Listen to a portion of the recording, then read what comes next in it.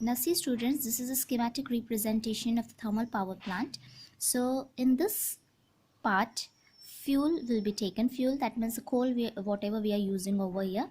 And you can see this zigzag structure, this is going to be the boiler. And here water will be there.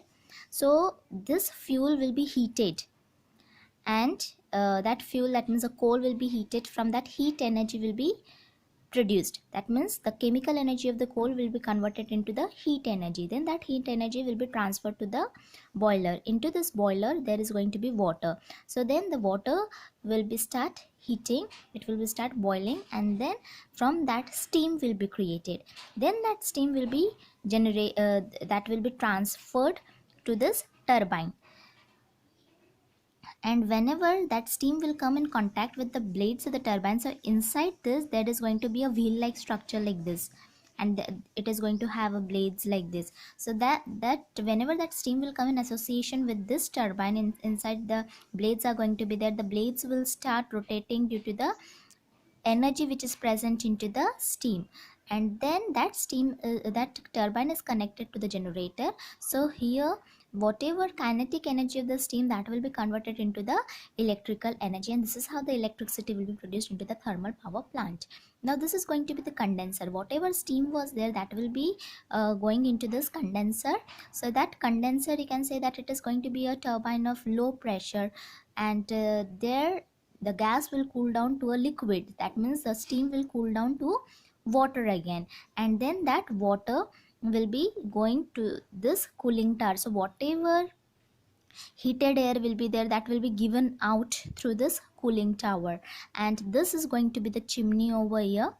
And whatever coal, whenever we will be heating the coal, and whatever gases are going to be there, these are going to be collected over here into the chimney, and these are going to be given out into the atmosphere like this. So this is how the entire schematic representation of a thermal power plant is.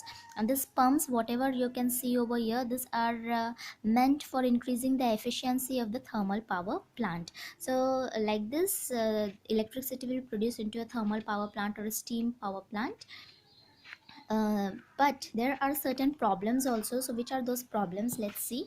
That pollution is one of the problem which can be associated with such kind of power plant. Air pollution may takes place because of the burning of the coal, and it results into emission of the gases like carbon dioxide, CO2, sulfur dioxide, SO2, nitrogen oxide, NO2, nitric oxide, NO, or nitrous oxide, N2O, and so on.